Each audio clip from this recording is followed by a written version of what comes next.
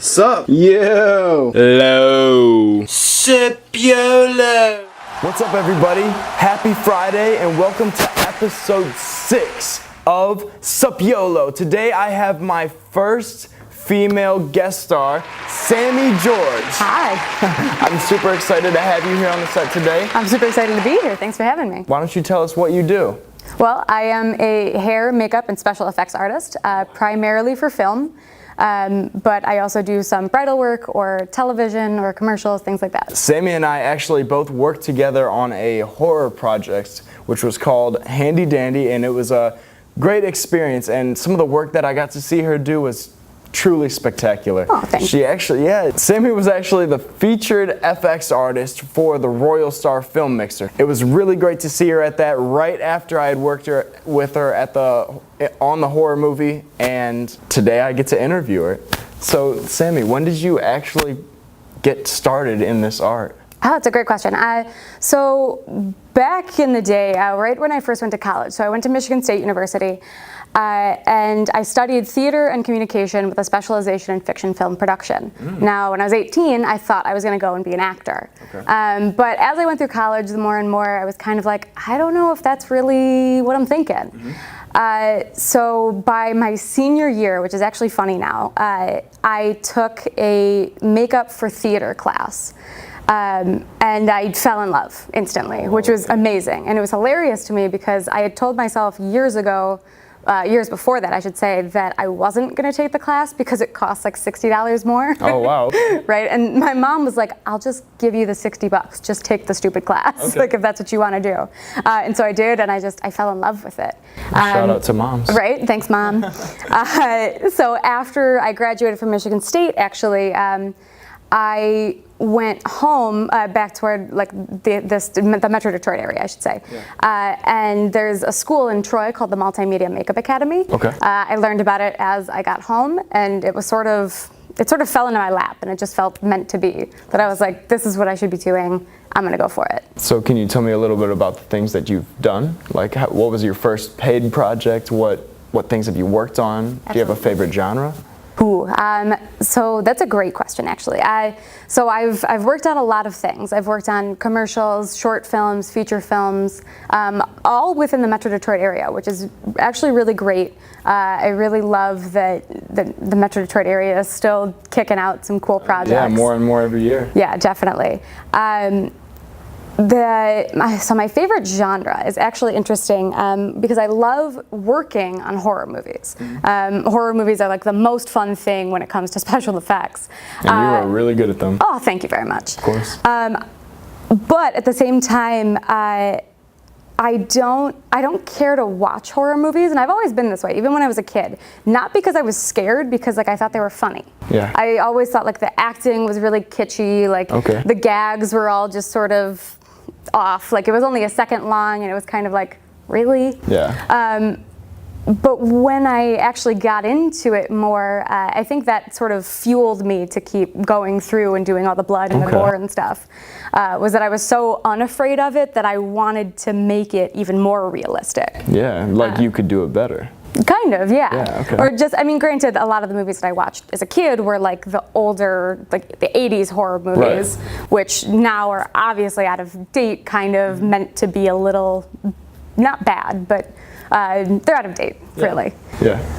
But I love working on a lot of things. I love anything sci-fi, fantasy. I love making creatures, you name it, I love to do it. Have you made creatures before? I have. I've made a couple. I made a swamp creature a couple years ago. Awesome. I just actually made have you ever heard of the 48-hour film project? I did. That just happened, didn't it? Yes, it did. So for those of you that don't know, the 48-hour film project is basically where a bunch of teams get together and compete by making a movie in 48 hours. So we started, I worked with a group called Courageous Lion Cinema, and we pulled the genre of fantasy. You pulled the genre? Great question. That's a good point. So at the beginning of every 48-hour film fest, you sort of don't know what genre you're going to have. Okay. And all the teams meet, and you get to pick one of two genres. Okay. And that's kind of like drawing a name out of a hat. And So kind randomly. Basically, yeah. So you kind of just get stuck with whatever they give you, which makes it fun. So from there, you have to write, produce, shoot, direct, everything in 48 hours. Wow, and that's a lot. finish it all in that time, which is really, really fun, actually. And in that time, for this past year, I just made this lizard creature. It was actually really cool. He was a lot of fun to make and create. And there were a couple other ones too in that short alone that was, there was like a cat creature and a dog creature. It was silly, but it was great. I think I actually saw that it was about like saving The last dog on Earth, right? Yeah, it was really All fun. right, the link for that, you guys, will be in the description below. You really got to check that out and check out her work. It's really great. incredible. I won Best Hair and Makeup for that, Wow. for the whole film festival, and actually our film overall won second place. Congratulations. As well as a couple other awards. Thank you. Yeah, of course. I appreciate it. Do you have anything coming up next? A couple things. Right now, I'm about to work on a short, and then right after that, I'm working on a pilot. Awesome. And we're kind of just rolling from there and seeing what we got. All horror?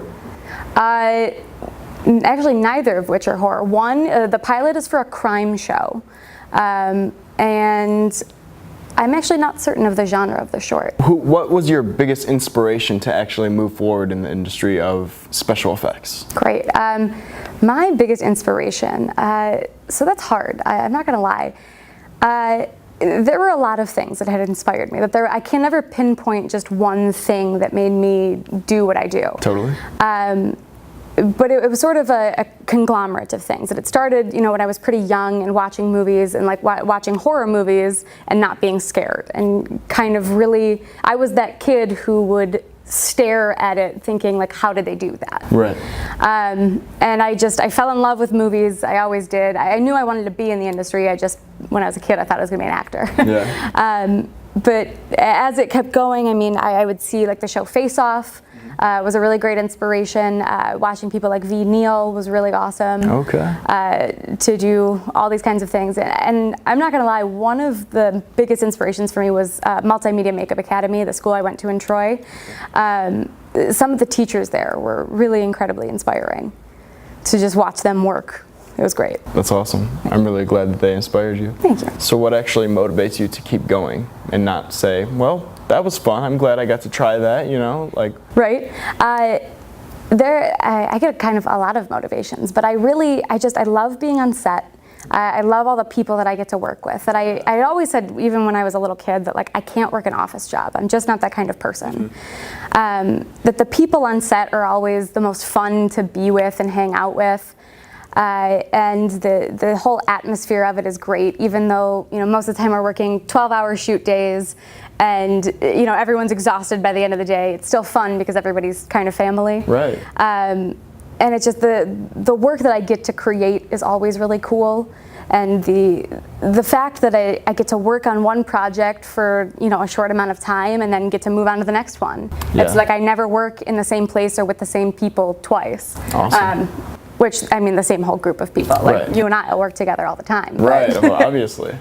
But, like we'll never work together on the handy dandy, that whole crew. Yeah, right. Which is a crazy thing to think about to me. It is. Who would you say is your biggest supporter?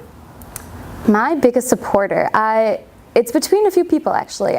So my parents, obviously, thanks mom and dad. Of course. Of course my mom, gave me the $60 to go and take my first makeup class. Yeah. They've always been very supportive. That I'm really lucky to have parents that were totally cool with, the art child. That's very true. Yeah, that they didn't make me go down the routes that they'd wish I had gone down. And then my fiance also is incredibly supportive. That he's cool with everything that I do and doesn't mind that I come home, in the middle of the night or work, from 8 o'clock at night to 8 o'clock in the morning. That's important to understand. Yeah. So, my whole family, really, everybody in my life is usually pretty supportive. Awesome. It's really cool. Where can all of our viewers find you? How can we find you? Absolutely.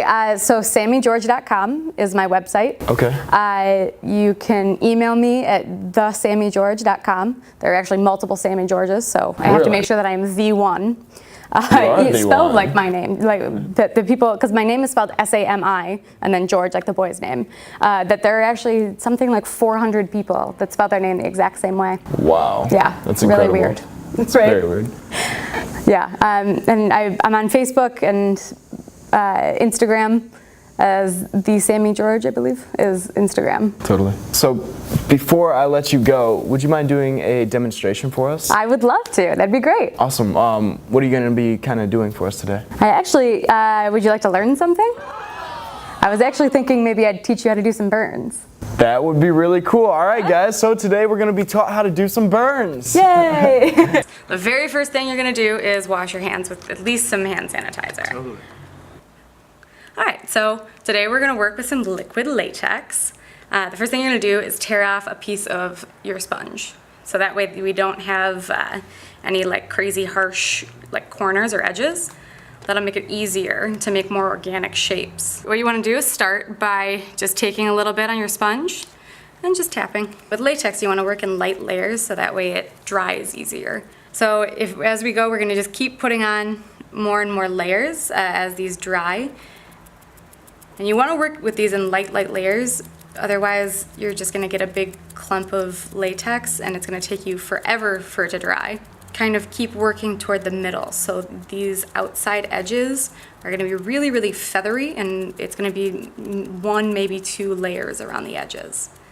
That way when it goes to adhere to skin, it lays down flat. Oh, okay. I would say you want to end up with about 8 layers roughly. It's actually kind of cool too. Some of the time you can use like tissue or cotton or even wax underneath and sort of create a bigger sculpture looking. Cool. And when it comes over those, it usually turns to a more yellow color, which is interesting. Now there are a ton of ways to do this. This is just one of the easier ways to show you, and one of the more fun, I think. Latex is great because it's fairly cheap. Actually, I've taught a few classes before, and some people have described me as like a Bob Ross of effects. That's awesome. So in Handy Dandy, we actually made someone's face melt, spoiler alert. And latex is one of the main things that I use to create that effect. All right, so now that our latex is mostly dry, we can sort of manipulate it and turn it into some kind of blister. So all you're gonna do is just take your hands and just kind of start to pull on some pieces and create some like little holes. It's actually one of my favorite things to be on set and for somebody to walk by something weird that I'm making or gross and to say like, oh, you hungry? You want a bite? And for them to be like, absolutely not. So this is my effects palette, or one of them I should say. These are alcohol activated palettes, so if you touch them, nothing comes off. They have to only be alcohol activated with 99% alcohol. So we're gonna start with some of these craters and make them kind of gross. So I'm gonna activate, it kind of works like a watercolor palette, like when you were a kid. It smells good. I know, right? It smells like apples. A lot of the times when I do burns and blisters and gross stuff, it's either coming from a creature or it's very realistic. So there's one of 2 ways to do this. We can either turn this into skin color, or we can say that this is for some kind of creature. All right. This will be a little more confusing, but what we're gonna do is kind of create something similar to a skin tone. So in order to do this, you have to have a really working knowledge of color theory. So yeah, that's pretty much what we got. Awesome. So is that it? Yeah, for the most part. All right, awesome. Thank you so much. Thank you guys so much for tuning in to the 6th episode of SupYoLo. I'm super glad that you guys got to meet Sami George today. She's one of my very good personal friends and a great artist. Thank you so much for coming on. Thank you so much, Dalton. I really hope you guys tune in for the next couple episodes. We have some amazing people coming on, and you're gonna really want to tune in for episode 10. All right, and as always, hang loose.